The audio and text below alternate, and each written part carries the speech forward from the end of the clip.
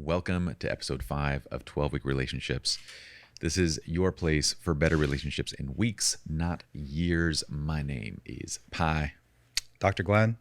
My amazing co-host. All right, so Dr. Glen and I, today, we have a fun topic.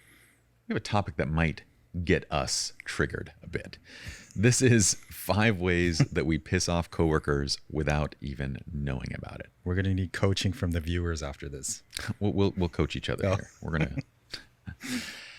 So what are we asking them to do? If there's a coworker that's pissing you off, just send them this video. There you go. Probably don't do that. But let's do this. Let's start with number 1, which is triangulation manipulation. Yes. I'm going to let you take this because this was one of yours. Yeah. So triangulation is when a 2-person problem, let's say I have a problem with you, Pye, at work. And instead of going to you, then I go to Anthony and then basically tell him the problems that I have with you. But then I also share how like you were talking bad about Anthony. And I share this story about how Pye said all these terrible things about you. He's triggered. Okay, you know what? We got to get like specifics on here. What possible problem could you have with me? Just go. Pye is just a mean person, controlling person, and doesn't listen to anything that people say. Controlling. I can see the controlling side of it. And then, then I went to Anthony and I'm like, he's so controlling. And then he talked all this junk about you and what a bad person that you are. And I defended you, Anthony, in front of Pye. Just want you to know that, but don't say anything, okay? Right? And after that, you guys get together. You guys are probably going to be weird with each other. And then if you guys say stuff and probably find out the truth that none of that happened, and then you're going to confront me. Well, and you'd come to me too, and you'd probably say, oh, I'd be like, oh yeah, Anthony said all these bad things about you too. And yeah, I defended you too, right? I defended you, Pye, but yeah don't worry. I didn't say you're controlling too. You're so chill, man. But Anthony, don't tell Anthony because Anthony, he was so pissed off, man. He was saying some terrible things about you. Yeah. So this is the triangulator. And correct. Eventually, yes, the triangulator gets caught in the middle because the two of us go and we say, yeah, hey, what's going on? Like after, weeks of awkwardness and whatnot. And Anthony goes, I never said those things. And I go, yes. I never said those things. And yes. And then we come to you. And then I'll act victimized and I'll be like, oh, I can't believe you guys are attacking me. Could you, man? How can you guys do this to me? Right. So I go from going on the attack and being really aggressive, talking all this junk, creating this triangle. And then when I'm confronted, I act victimized. I guess I don't even belong here anymore. You guys are hurting me. You guys are harassing me. If you guys don't love me, this to I won't me? Work here. You guys are terrible people. And then I leave, hoping that you guys will call back. Mm-hmm. Yes. Glen, don't go. Yes, but probably that wouldn't happen. Here. Probably wouldn't happen. Yeah, triangulation happens a lot in the workplace, and it's a interesting thing. I do think there are a few things that are going on behind the scenes. Yeah, I think the triangulator is usually a person who comes from a very disorganized attachment, meaning like yes, they're super chaotic and they kind of thrive off of chaos. Like they thrive off of like riling people up and creating drama and being the center of all of this because they get to control and manipulate all these relationships, right? Yeah, absolutely. I mean, when I was working for the city, I had a boss. She was really, really crazy. She was just nuts. And she would always do triangulation. And then when I went away, this is actually when I got married. So this is for like my wedding and honeymoon. And then when I went away, she told the other workers, when he comes back, do not follow him and do not follow his orders. And if you do, I'm going to write you up and I'm going to get you fired. Why? What would that? She just didn't like me because I would work with the other person that was higher up than her. And there was like rumors circulating that I might promote and take her job. I didn't want her job. Yeah. Like I was planning on leaving. So I was preparing my second career anyway.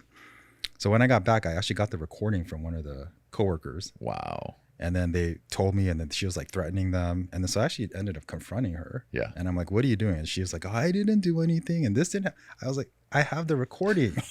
I have your voice, right? And then finally I went to like this higher up who was like the higher up. And then we actually had this meeting. And I did all these, we had like, I was kind of nervous when the meeting took place. And then she was like, Glenn, I always support you. And I was so mad. I just confronted her and I was like, you're just a lying bitch. I cannot stand you. You are worse than shit itself. Like shit, I'd rather be around shit because you stink more right now. Like literally, I looked at her, I go, I don't care if I lose my job. This is crazy. This is real Glen. This is what I'm I saying. know. Anthony, I've been waiting for this Glen. It's like, dude, I know what you did. I know what and I go, this is a crazy system that promotes your craziness, but I'm done. Like, this is enough, right? And she was in tears and crying. She was like, didn't happen. And she even said, maybe it was an imposter. The voice, right? That's how extreme it got. And then the other person's like, oh, we took care of it. Let's solve it. And it just continued to happen over and over and over again. Yeah. So that was like the angry me at the time. Like that was the, I'm going to keep it real Glen me. Like I always got to confront everything. I got to keep it real. I'm going to go to your face. I'm going to do this, right? But I was always protecting and trying to maintain the environment. Yeah. Trying to fix the environment versus just leaving. This is a decade plus ago, right? This is a long time ago. This is a long time ago. Glen's done a lot of work. I've done a lot of inner healing, CVFT, accountability, but I was internalizing that environment. That became normal to me. Yeah. And then that would start translating into my other relationships too. Like my marriage and the friends that I chose, like it was all encompassing and I'd be in this angry state all the time. Well, triangulating is not only very aggravating, it's a very toxic individual that does this. And they can, one individual can completely transform the dynamic of an organization. It always blows me away how you can have 40, 50 people, everyone's happily working, and one person can cause that much chaos among everyone. And the crazy thing is turnover over there was so high that they ended up like, you get performance reviews. They purposely gave the best workers the lowest reviews so that they couldn't leave. That's crazy. Because that's how high turnover was. That's crazy. Yeah. Okay. So the solution in this situation for triangulating, if a person is a triangulator, if you are a boss, if you're the person that is making hiring, firing decisions, I think the most critical thing is understanding how bad this person is for the environment. Yeah. They got to go. Yeah. Maybe you confront them once about this and you give them one shot to stop entirely. And if they don't, they got to go. Yeah.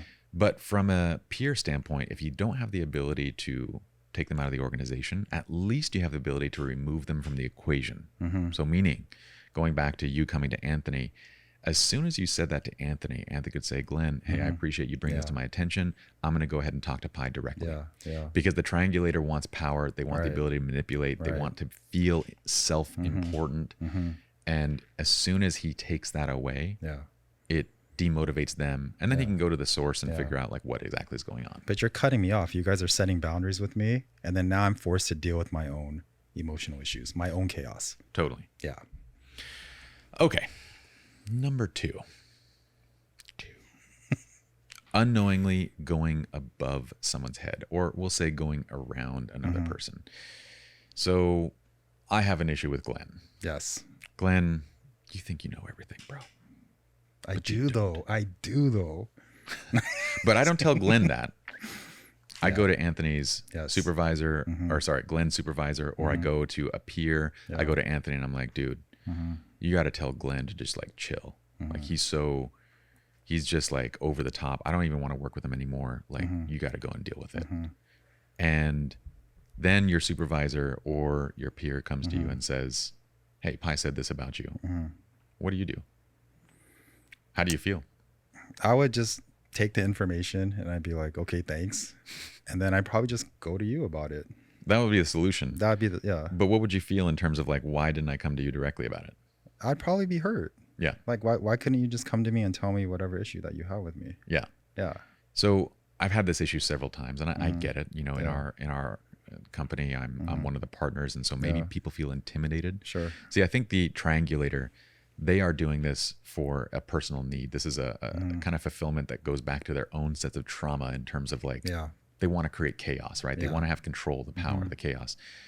But usually the person that goes above someone's head, not always, but usually to me, they are people that are avoidant. They're people that just don't like conflict. They want to, resolve an issue without actually going head on at it.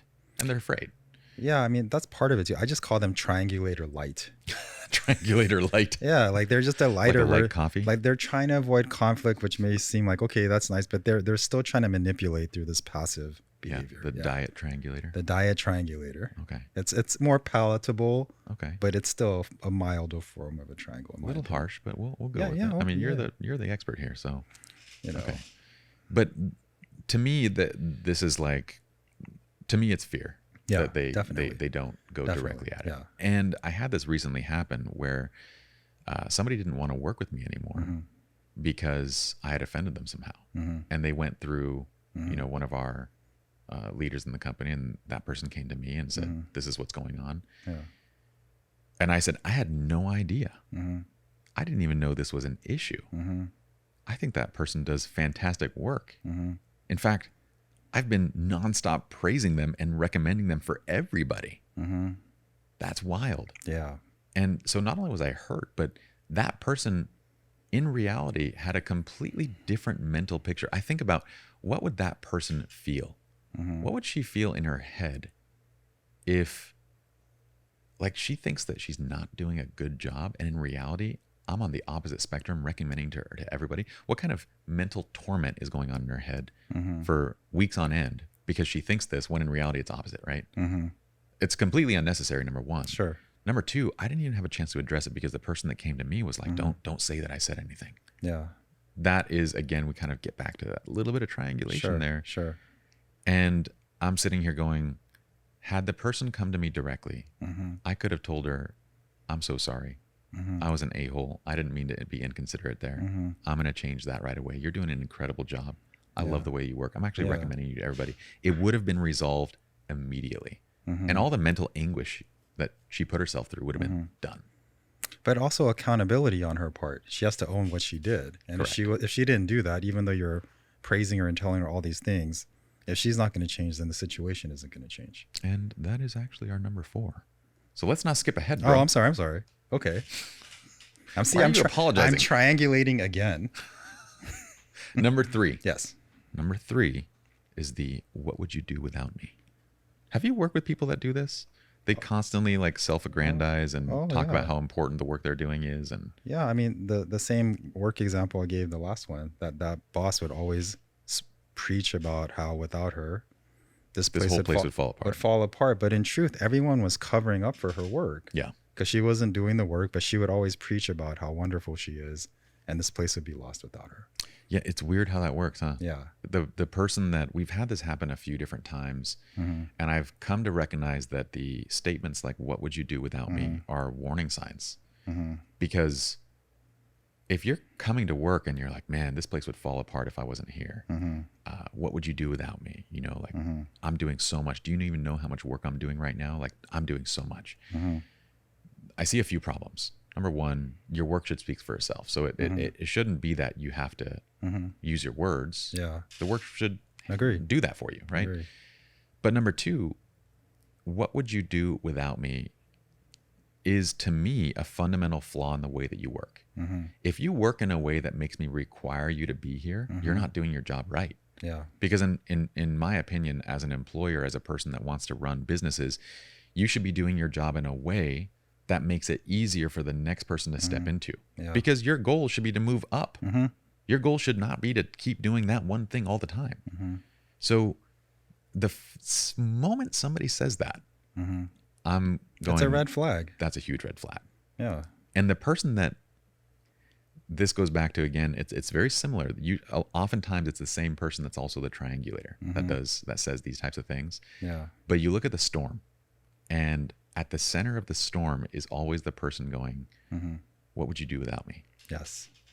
So that one's a big one for me. Yeah. I mean, once again, the same work situation.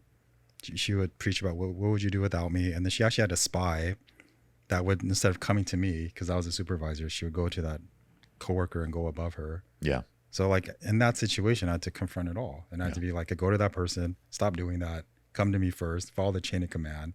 And then when she would come, it's like, how are you? How are things going? I go, unless it's about work, food, sports, we have nothing to talk about. Yeah. Is it one of these 3 things? And then she'd be like, no, then we have nothing to talk about. So that cut it with her. And then when we had other meetings about performance, she would try to take credit for the work that I was doing. And she would say, it's because of me. And then when there's like a big management meeting, I was like, no, it's not because of you. It's because I don't do what you do. Yeah. That's a weird thing to have to set those kind of boundaries. Yeah. But oftentimes it has to be done because that person will come and they will try to, they will knowingly waste your time just trying to like create a relationship, to get emotionally connected. Like let's get tied in. All right.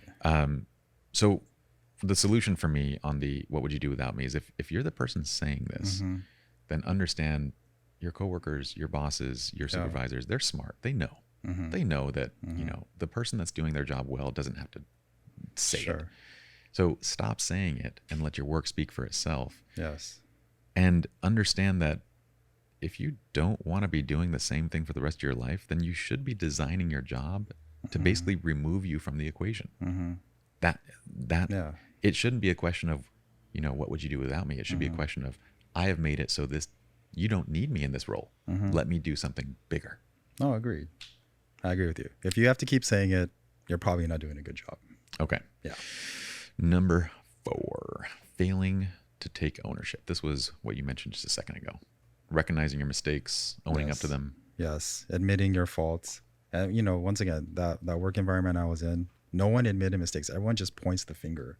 And in a dysfunctional environment, who can blame more and who can divert and cover things up was the winner. That's got to be 10 times worse in the realm of psychology and social work. Yeah. And then for me, my trauma issues and all that, that's what kept me staying, because the healthy thing would have, Glenn, just leave. Man. Yeah, be done. Be done. Dude, get out. Just get the hell out of this. This is not healthy. Get the hell out of here. But I continued to stay. And then I started internalizing all of that. Well, because if you come from chaos and that disorganized environment, then you sort of feel at home when it's presented to you at work. It was normal. And then I'd be so combative and confrontive. So I'd be rewarded at work. But then when I do the same thing, like with that, they're like, dude, what's wrong with you, man? Like, calm down, bro. Right. And I was like, man, this realization, like this is starting to take its toll. Like I got to get away from the place that's getting me sick. See, I never got to call you on your bullshit, Glenn. Dude, I was very confrontational. Yeah. Like, I mean, I'm not a confrontational person, but once someone did something, then I would just go to their face. Yeah. And I'd be like, what's your problem? And then like, food, and then the same speech. If I didn't like you, hey, how's it? If we're not going to talk about work, weather, or sports, then we have nothing to talk about. You know, or like if I really hated the person, they're like, how's it going, Glenn? What are you doing? I'm just minding my business. Are you minding yours? And then I would just leave it at that.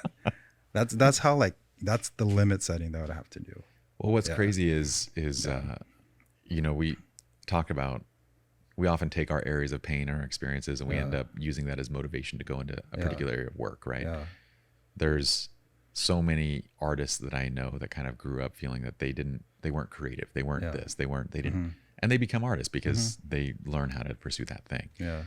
You know, how many people have had encounters with the law? They've had friends, family members be killed, be raped, whatever it is, and they turn their lives and become police officers or law enforcement because. And same thing in psychology. I feel like, I mean, that's why I was drawn to it. My own mess. I want to figure myself out. So the scary thing is having just a room full of psychologists who understand all this stuff, and then all of them want to kind of, I mean, we all want to be right. But if you're a doctor, you want to be extra right. So then having a room full of these that understand human psychology, pointing the finger at each other, that has to be pure chaos. So that center, like it was a multidisciplinary. So you had like MDs, you had psychiatrists, you had nurses, and, you know, basically you would have competitions. Like you have a psychologist, a nurse, social worker, psychiatrist, and then we'd have a competition. Which discipline has the craziest workers? And we would share stories. Like, you know, once I got, dude, this girl, this guy, he ran, you know, he stopped taking his meds and he started running in circles 8 hours a day doing Karate Kid moves. They're like, that's pretty good, man. That's pretty good, right? Well, in the psychology department, we have one lady who wears Wicked outfits every Friday, and then she starts singing the Wicked song. These are the employees, not the patients. These are the employees. Yeah. And she would wear her Wicked costume with her wand, and she would sing Wicked running up and down the stairs. I mean, up and down the hallway. Can you top that one? Actually, I can, right? And it would just go on because of how, like, unhealthy the environment was. And these are people in the healing arts. Well, and so going back to ownership, a lot of times I feel like the more, it can go two ways. I mean, oftentimes though, I do find that when you learn a lot about something, the more you don't want to be wrong. That's true. If you're a doctor, you don't want to be wrong because people look up to you and they respect you as a doctor, and you don't want to tarnish that. And so there's an instinctual drive to be right. Sure. Then there's the additional drive to be right based on your schooling, your education, the position that you hold. The weird thing is the drive to be right is the exact thing that makes other people not trust you. Because when it comes to taking ownership, we're all going to make mistakes. So a person that owns the mistake, they're visibly telling other people, I recognize this was a mistake. I screwed up. I'm going to do better. Right. And the people around them can kind of rest at ease because they go, oh, good. Glen recognizes that that was a mistake. We don't need to point it out. Yeah. We're in alignment and we know he's going to do better. He's taking responsibility. That's huge. Yeah. It makes me trust you more and say we are in alignment and I'm good. Even if you make the same mistake again, I know you're working on it. But that's because you're healthy. But to an unhealthy person, if you do that, that's a threat to them. Yes. You're seen as a negative person. You're seen as a person that's going to cause them harm. True. Yeah. And for a person that's not in the right mindset, taking ownership is it's perceived weakness. to be a weakness. Yeah. You're just a weak person. Look at you. You're a chump. Yeah. Yeah. Yeah. But I would say that the masses, most people would perceive ownership as strength. If you can stand up to being wrong, and I'll say this from the side of, you know, doing education and teaching for a long time, I personally have felt, especially early on when I was teaching about photography, I didn't want to be wrong. I had a very strong, like, I can't be wrong. Maybe it was because I was new to photography and I wanted to make sure that everything I was doing was correct. Yeah. But then at some point, a few years into it, I was like, dude, I'm wrong all the time. And I'm going to continue being wrong. Yeah, me too. When I changed that mindset, the weight off my shoulders was immediate. I no longer was like, I'm going to scrutinize every word. And then when someone calls me out on something, I'm going to think about it every single day because I screwed up. No. When someone calls me out, I'm like, dude, you're right.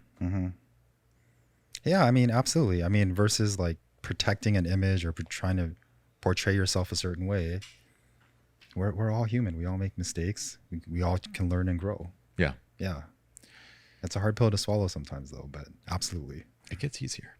Yeah, with time, it actually becomes the easier choice, you know, and then sometimes people's trauma factors come in, but ultimately like ownership is freeing. Yeah. At Jiu Jitsu, my coach is always like, Pye, that was the wrong thing. I'm like, I know, coach. He's like, where's your pride? Where, like, you're not standing up. I'm like, you mistake me for somebody that has pride. And this is like among 30 other people. I'm like, I know I suck at this, coach. I'm getting better though every day. And, he loves it. He's like, that's the mentality that he wants his students to have, because I don't have this need to, I want to be good. Yeah. But I don't have a need to be right.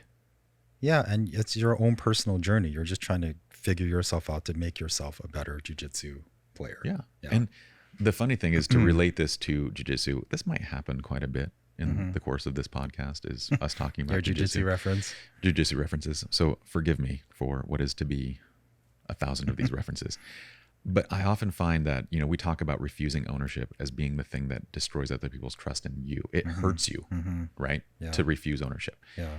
It hurts you in a very literal way in jiu-jitsu. I see a lot of people that roll who are inexperienced. Rolling is the, you know, art of playing jiu-jitsu, right? We call it rolling. Yeah. They will fight and roll with another person. They don't know much, but they want to win. They want to be right. They want to win. And their pride pushes them. And so when they're caught in a position that is dangerous, their own pride and drive pushes them to actually breaking their own limb, their own arm, their elbow, their knee. And most of the injuries that happen are because someone was unwilling to say, I screwed up. Yeah. I got in a bad position. Yeah. Let's do it again. That's a great analogy, because you're just putting yourself in a worse situation. Yeah.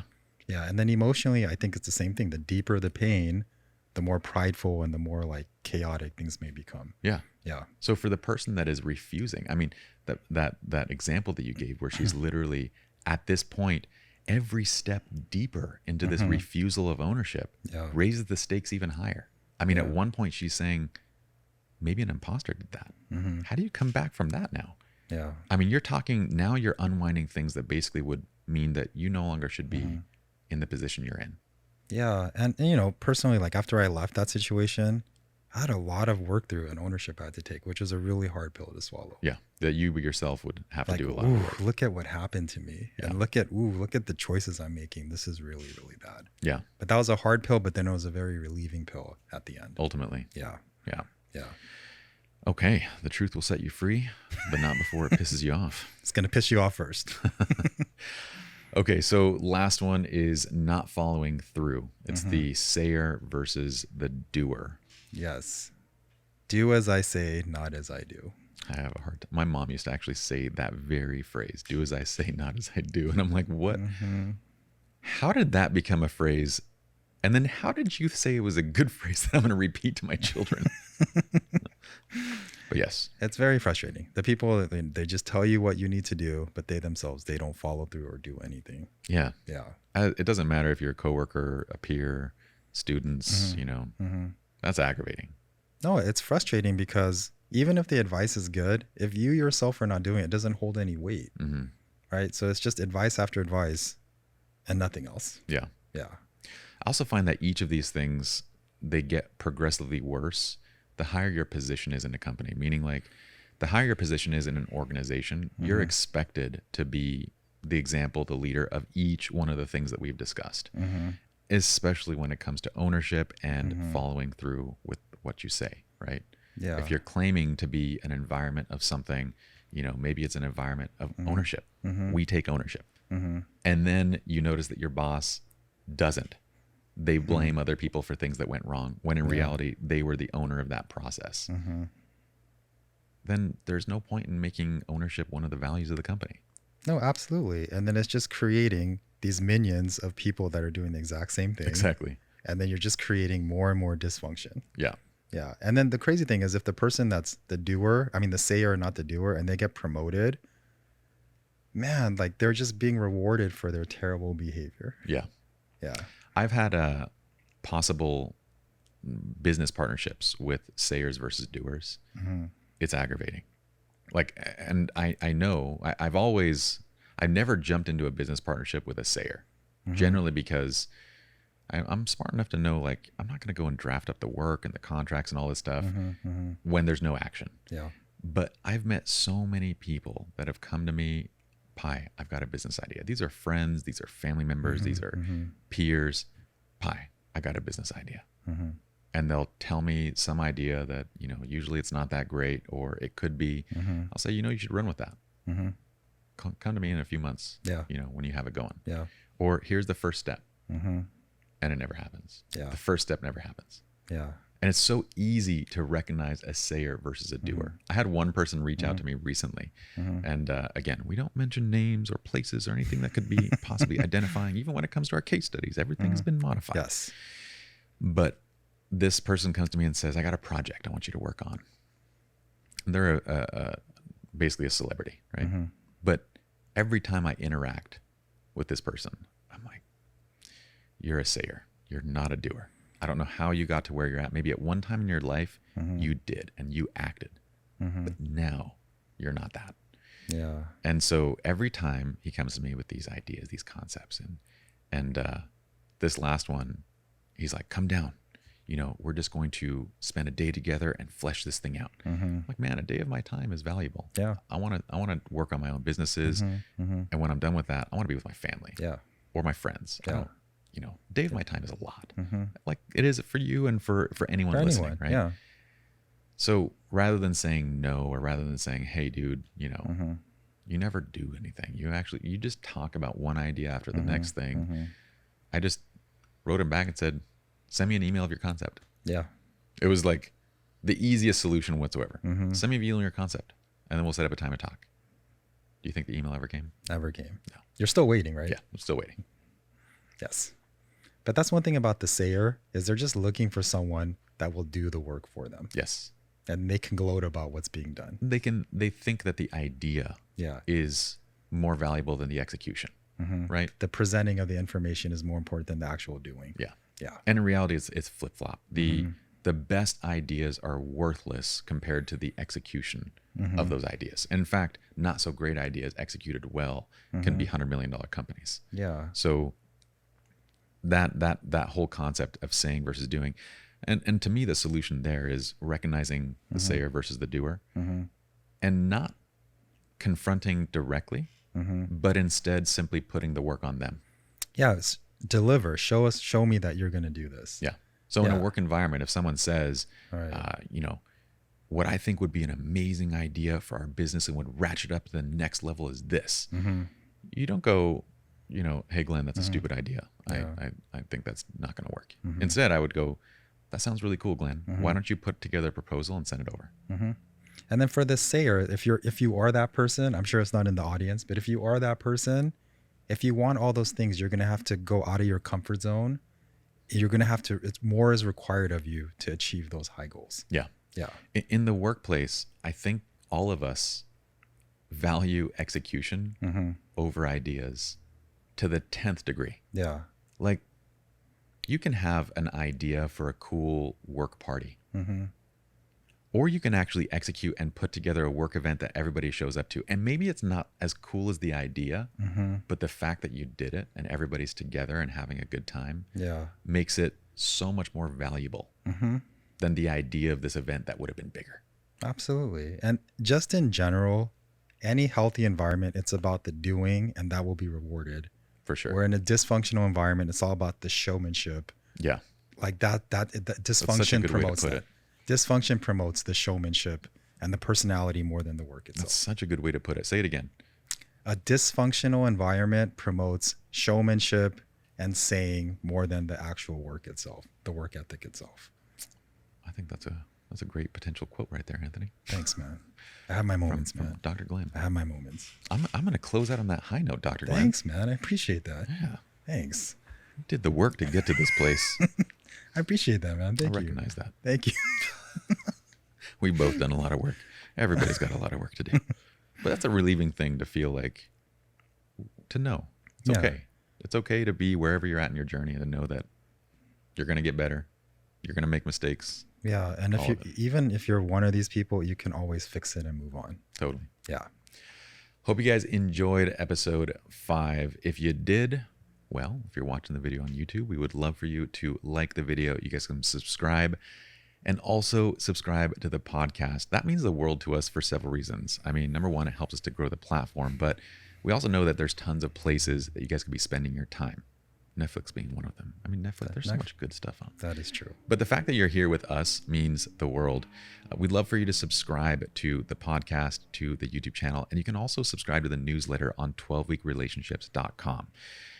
We promise we're not going to send out spam. We're just going to send out little golden bits of information, things that we find valuable, that we think will be valuable in your daily lives when it comes to the relationships you have around you. In the meantime, at 12weekrelationships.com, y'all can sign up for a 15-minute free consultation with Dr. Glen, where he can walk through what he can do for you. Yes. Which is pretty awesome. Very excited. All right, guys. We'll see you all in the next episode. Thank you. Peace.